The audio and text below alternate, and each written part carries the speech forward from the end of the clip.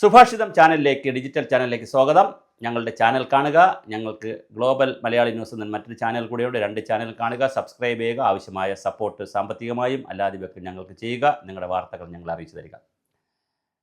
വളരെ വിവാദപരമായ ഒരു വിഷയമാണ് ഇന്നിപ്പോൾ ശ്രദ്ധയിൽപ്പെടുത്തുന്നത്. നമ്മൾ എല്ലാ വിഷയങ്ങളും എടുക്കാത്ത കൂട്ടത്തിൽ ഈ വിഷയം എടുക്കുന്നു എന്നുള്ളത്. നമുക്കാരോടും ശത്രുതയുമില്ല, ഒരാളോടും സ്നേഹവുമില്ല. ശരി കാണുന്നു, ശരി പറയാൻ ശ്രമിക്കുന്നു, ശരിയെല്ലാം തോന്നിയാൽ തിരുത്തുന്നു, അത്രയേ ഉള്ളൂ. അല്ലാതെ ഒന്നിനോടും ഒരു മമതയുമില്ല, ഒരു പ്രത്യേക താല്പര്യവുമില്ല. ഞാൻ ഇത്രയും അമുഖമായി പറഞ്ഞത്, കേരളത്തിലെ കാടുകളിലെ മരങ്ങൾ മുറിച്ചു തുടങ്ങിയത്, വ്യാപകമായി മുറിച്ചു തുടങ്ങിയത് ബ്രിട്ടീഷുകാരുടെ കാലത്താണ്. അതിനു മുമ്പേ കല്ലായി കടവത്ത് എന്ന് പറഞ്ഞൊരു പാട്ടൊക്കെ ഉണ്ട്. ഞാൻ ഗായകനല്ലാത്തതുകൊണ്ട് പാടിയ ശരിയാവത്തില്ല, ചിലപ്പോൾ ഇതുവരെ നിങ്ങൾ വീഡിയോ കാണുള്ളൂ. കല്ലായി കടവത്ത് എന്ന് പറഞ്ഞാൽ അടിപൊളി പാട്ടുണ്ട്. നല്ല സിനിമകളൊക്കെ വന്നിട്ടുണ്ട്. അതിൽ തടി പിടിക്കുന്ന കോയമാരും ആനമാരും ആനകളും ഒക്കെ ഉള്ള വലിയ നല്ല മനോഹരമായൊരു കല്ലായി പുഴയുടെ തീരത്ത് എന്നൊക്കെ പറഞ്ഞിട്ട് വലിയ മനോഹരമായ കഥകൾ. പക്ഷെ അവർ കൂപ്പിലൂടെ മുറിക്കുന്ന തടി മുറിച്ചുകൊണ്ടിരുന്ന കൂപ്പ് തുടങ്ങും. കൂപ്പിലൊക്കെ കൊണ്ടുവരുന്ന തടികളുടെ എണ്ണത്തിന് കുറവാണ്, വളരെ കുറച്ച് തടികളെ ഉണ്ടാവുള്ളൂ. അന്ന് തേക്കൊന്നും വലുതായിട്ടില്ലായിരുന്നു. എന്നാൽ കേരളത്തിലെ റെയിൽവേ പാളങ്ങൾക്കും ഇന്ത്യയിലെ റെയിൽവേ പാളങ്ങൾക്കും ലോകത്തിലെ മറ്റ് സ്ഥലത്തേക്കുള്ള റെയിൽവേ പാളങ്ങൾക്ക് കൊണ്ടുപോകാനും നല്ല കെട്ടിടങ്ങൾ നിർമ്മിക്കാനും മൂന്നാറിലും ഇടുക്കിയിലും പിന്നെ നമ്മുടെ വയനാടിലും അതുപോലെ തന്നെ കൊടൈക്കനാലിലും ഊട്ടിയിലുമൊക്കെ കെട്ടിടങ്ങൾ വയ്ക്കാനും ഒക്കെ ആവശ്യത്തിനായി തേക്ക് വെച്ച് പിടിപ്പിക്കാൻ ബ്രിട്ടീഷുകാർ തീരുമാനിച്ചു. അങ്ങനെ നിലമ്പൂർ കാടുകളിൽ ആദ്യമായി കേരളത്തിലെ നിലമ്പൂർ കാടുകളിലാണ് മറ്റ് മരങ്ങൾ മുറിച്ചിട്ട് തേക്ക് വെച്ച് തുടങ്ങിയത്. അന്ന് മുതലാണ് കേരളത്തിൽ മരം മുറി വലിയൊരു വിവാദമായത്. അതിനുശേഷം കോടിക്കണക്കിന് മരങ്ങളാണ് കേരളത്തിൽ മുറിച്ചു മാറ്റിയത്. പ്ലാന്റേഷൻ്റെ ഭാഗമായി ടീ, കാടമം, ഏലം, തേയില, കോഫി, ഇങ്ങനെ പല കാര്യങ്ങൾ, പിന്നെ കൊള്ള ഒക്കെ വന്നു. ഇതിനിടയിലാണ് MP വീരേന്ദ്രകുമാർ എന്ന് പറയുന്ന മാതൃഭൂമിയിലെ മാതൃഭൂമിയുടെ പത്രാധിപരും കേരളത്തിലെ ജനതാദളിൻ്റെ വലിയ നേതാവും വലിയ സോഷ്യലിസ്റ്റുമായിരുന്ന MP വീരേന്ദ്രകുമാർ മന്ത്രിയായത്. നയനാർ മന്ത്രിസഭയിലാണ്. ഇടതുപക്ഷ ജനാധിപത്യ മുന്നണി ഭരിക്കുന്ന സമയമാണ്. ഇന്നത്തെ ഇടതുപക്ഷ ജനാധിപത്യ മുന്നണിയല്ല, വലിയ ആദർശശുദ്ധിയുള്ള, ഒരുപാട് ആദർശം കാത്തു സൂക്ഷിക്കുന്ന ഒരു മുന്നണിയായിരുന്നു നയനാരുടേത്. ഒരു അഴിമതിയുമില്ലാത്ത, ഒരുപാട് പരിസ്ഥിതിക്ക് വേണ്ടിയിട്ടൊക്കെ വാദിച്ചിരുന്ന മുന്നണിയായിരുന്നു. പക്ഷേ ആ മുന്നണിയിൽ വനം മന്ത്രിയായതിനു ശേഷം അദ്ദേഹം ഒരു ഉത്തരവിറക്കി. ആ ഫസ്റ്റ് ഡേ ഒരു ഉത്തരവിറക്കി, അദ്ദേഹത്തിന് അനുവാദമില്ലാതെ ഒരു മരവും മുറിക്കരുതെന്ന്. പക്ഷേ 24 മണിക്കൂറേ MP വീരേന്ദ്രകുമാറിന് പോസ്റ്റിലിരിക്കാൻ കഴിഞ്ഞുള്ളൂ. അദ്ദേഹത്തിനെ മാറ്റി. പിറ്റേ ദിവസം അദ്ദേഹത്തിനെ മന്ത്രിസ്ഥാനത്ത് മാറ്റാൻ AKG സെൻറ്ററിൽ നിന്നും LDFിൽ നിന്നും നിർദ്ദേശം പോയി, മന്ത്രിസ്ഥാനം പോയി. അത് കഴിഞ്ഞ് തിരുവഞ്ചൂർ രാധാകൃഷ്ണൻ വനംവകുപ്പ് മന്ത്രിയായിരുന്നു. അത് പല വകുപ്പ്, ആഭ്യന്തര വകുപ്പൊക്കെ നോക്കി.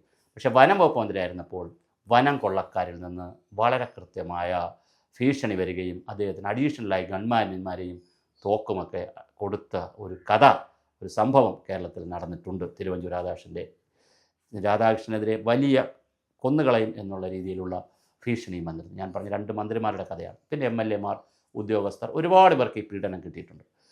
ഞാൻ പറഞ്ഞു വരുന്നത്, ഇതൊക്കെ നടക്കുന്ന കേരളത്തിലാണ് ഇപ്പോഴൊരു ചീഫ് സെക്രട്ടറിയുടെ പേരിൽ, ഇപ്പോഴത്തെ ചീഫ് സെക്രട്ടറി ഡോക്ടർ ജയതിലകൻ്റെ പേരിലും അന്ന് വയനാട് കളക്ടറായിരുന്ന അബീദ അബ്ദുള്ളയുടെ പേരിലും അവർ വനിതയാണ്, ഒരു മുസ്ലിം വനിതയാണ്.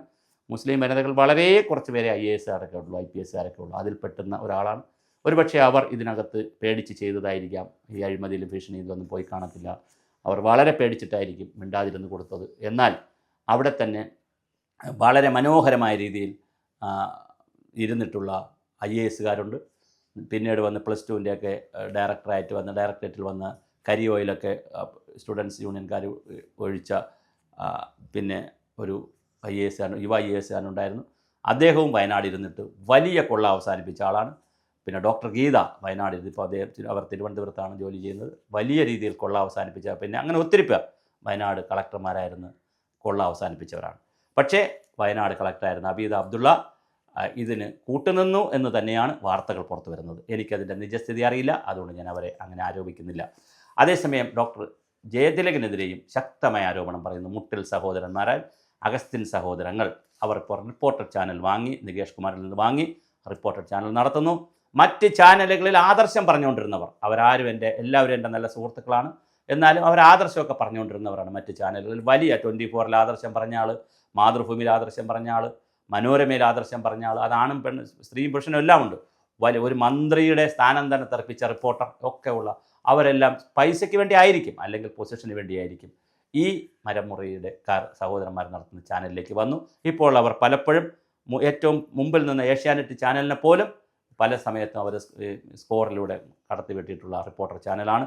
വലിയ നല്ല അത്യാധുനിക സംവിധാനമൊക്കെയുള്ള ചാനലാണ്. പക്ഷേ അതിൻ്റെ നടത്തിപ്പുകാരായ അഗസ്റ്റിൻ സഹോദരങ്ങൾ മുട്ടിൽ മരമുറിയിൽ പെട്ട കേസിൽപ്പെട്ടവരാണ്.